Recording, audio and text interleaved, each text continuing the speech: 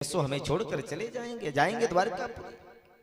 महाराज इस प्रकार से जब प्रभु कहते हैं द्वारकापुरी की बात जब सुनाते हैं तो मैया कुंती जो भगवान गोविंद की बुआ है वो दौड़ करके आती है और कहती है, ये प्रभु आपने इतना बड़ा कार्य किया है।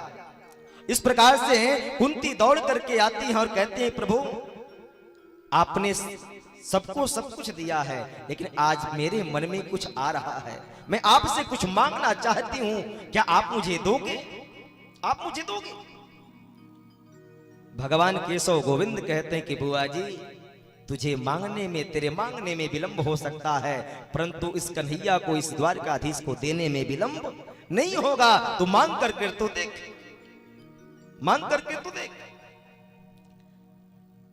कुंती बुआ कहती है, प्रभु जो मैं मांगने जा रही हूं आप दोगे? दोगे? दोगे?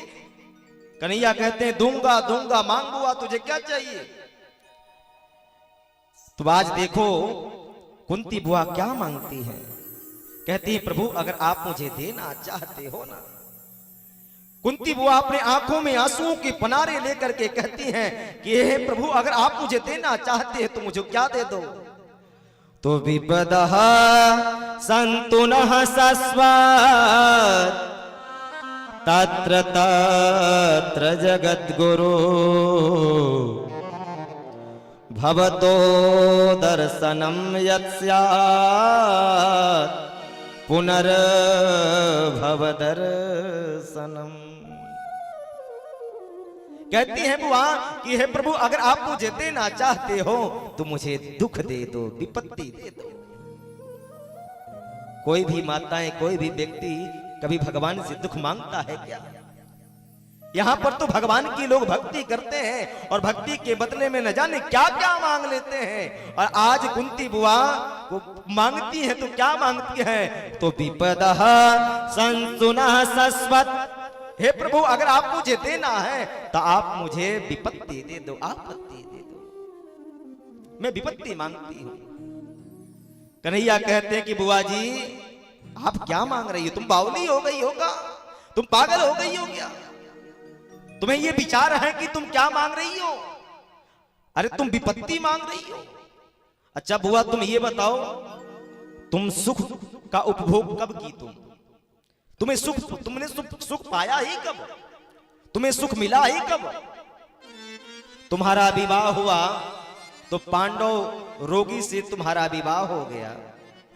विवाह होते ही राज निकासी दे दिया गया, राज से निकाल दिया गया। राज का भी सुख आपने नहीं भोगा, पति का भी सुख आपने नहीं भोगा।